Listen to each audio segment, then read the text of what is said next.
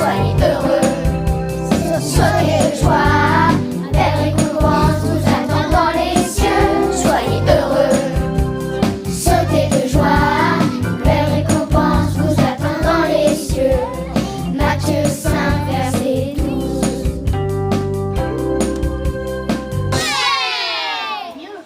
La parole aux enfants présente Les béatitudes.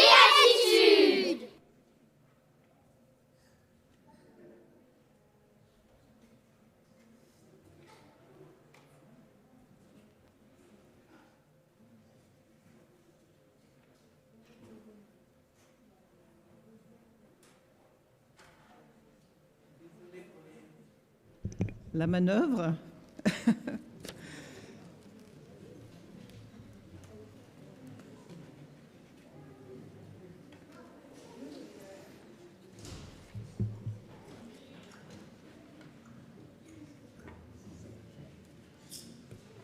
Comment est-ce qu'on fait ?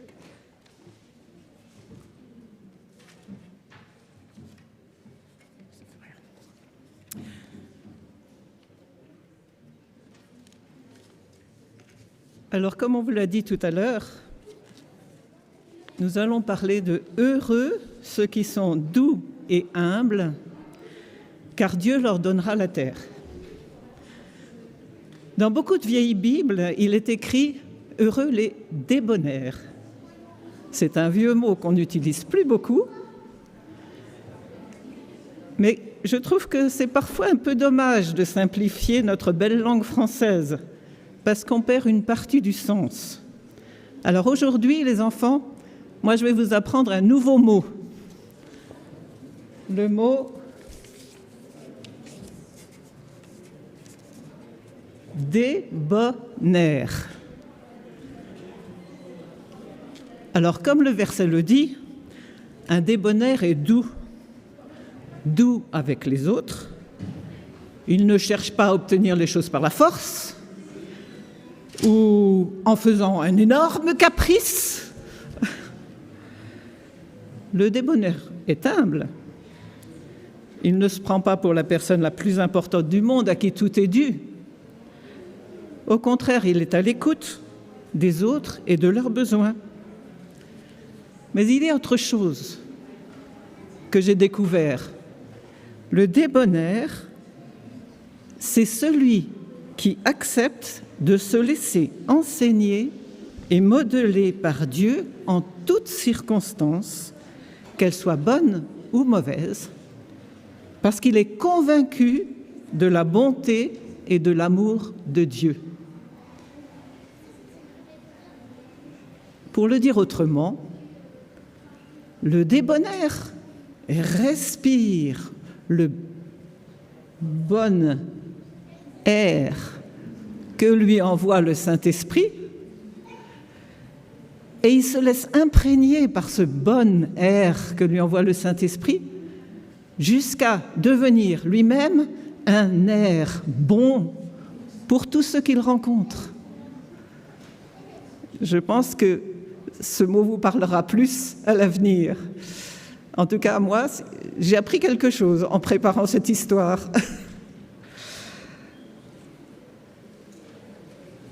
Mais les enfants, est-ce que vous voulez savoir ce qui va se passer quand quelqu'un n'est pas d'accord avec ce que dit Jésus, quand il n'est pas d'accord de suivre ses recommandations, d'être débonnaire? Vous voulez savoir? Alors, j'ai une histoire pour vous. Il y a 20 ans de cela,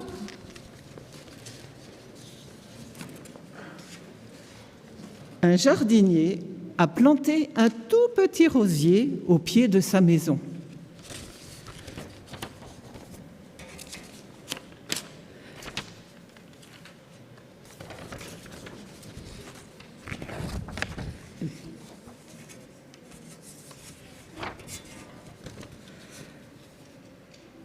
Maintenant, c'est une vraie splendeur qui grimpe sur son mur. Regardez, il monte jusqu'aux fenêtres du premier étage.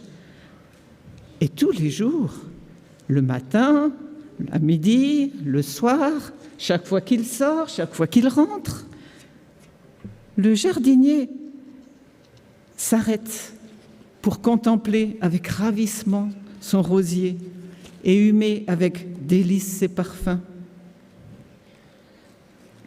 Et voilà qu'un matin, alors qu'il s'arrête pour regarder comme d'habitude, il entend une voix. « Hé, regarde-moi, je suis en haut, tout en haut. »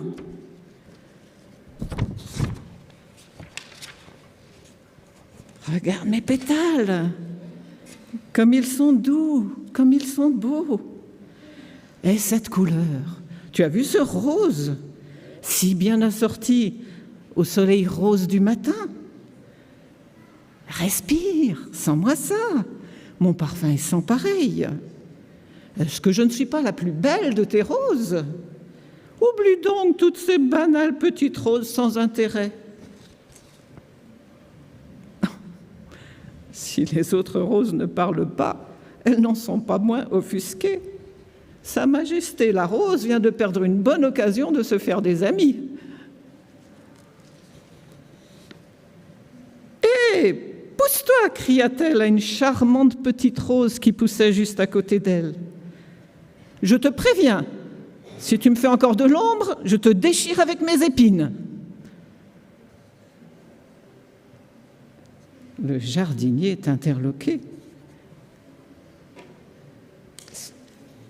Comment une rose si belle, si douce, peut-elle avoir un cœur si dur? Il y songe encore quand son œil est attiré par autre chose. La rose, si fière, est aussi lourde et sa tige peine à la porter. Elle penche dangereusement en avant. Alors le jardinier, pour l'aider, va chercher une échelle. Ah, c'est pas la bonne. Une échelle, un marteau et une attache pour l'attacher au mur. « Hé, qu'est-ce que tu fais » dit la rose. « Tu veux vraiment m'humilier devant tout le monde en m'attachant ?»« Mais non, » dit le jardinier. « La météo annonce un gros coup de vent et tous les rosiers grimpants ont besoin d'être fixés pour bien s'épanouir. »« C'est pas toi qui vas m'apprendre ce dont j'ai besoin, » s'indigne la rose. « Je ne suis pas un bébé. Je me connais, je sais ce qui est bon pour moi. Quant à toi, pas question que tu m'attaches. C'est bon pour toutes ces petites fleurs minables qui m'entourent. »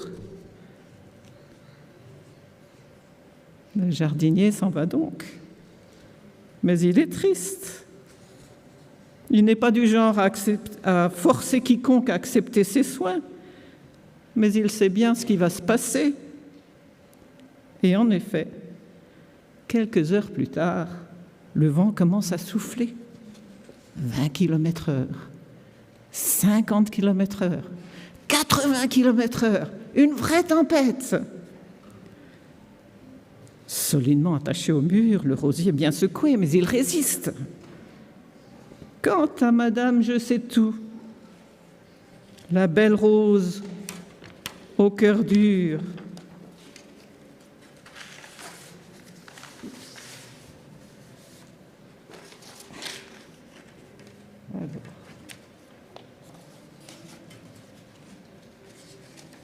voilà que la belle rose au cœur dur pend lamentablement.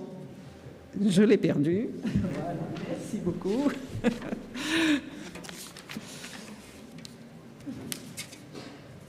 La belle rose au cœur dur pend lamentablement.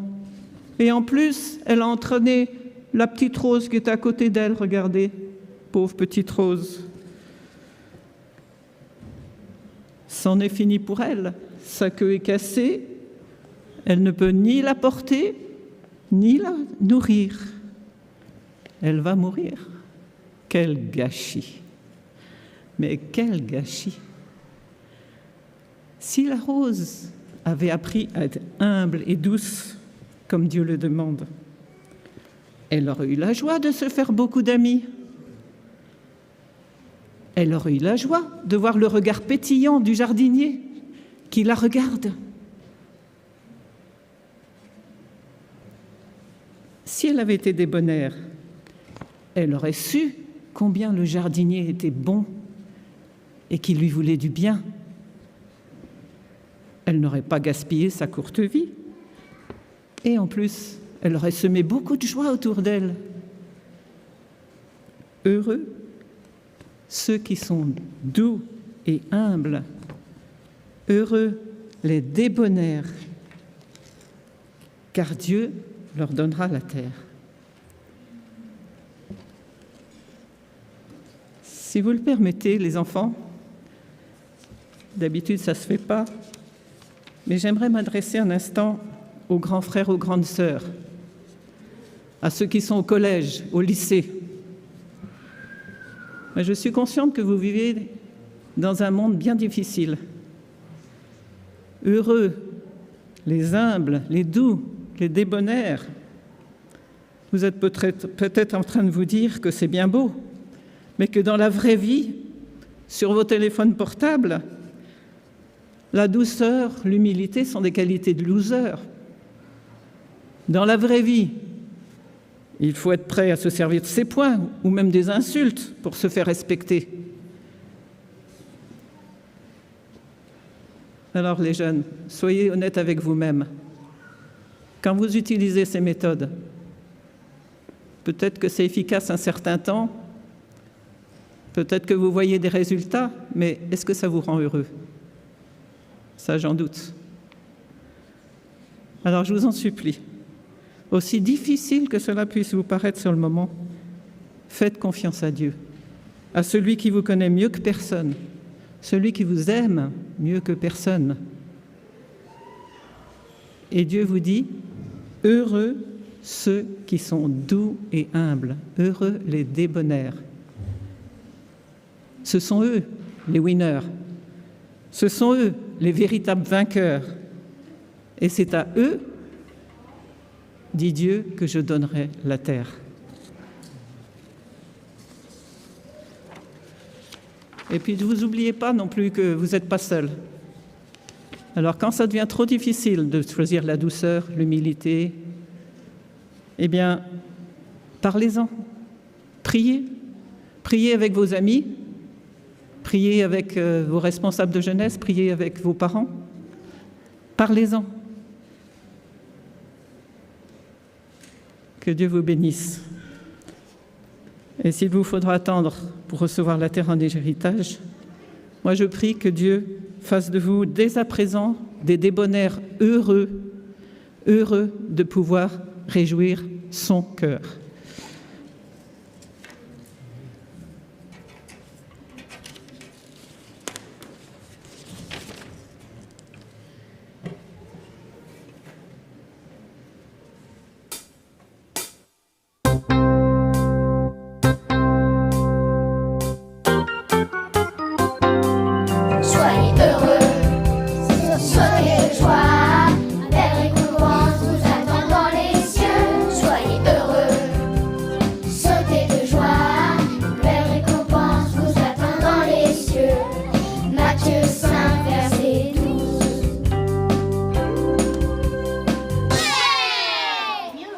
La parole aux enfants présente Les béatitudes.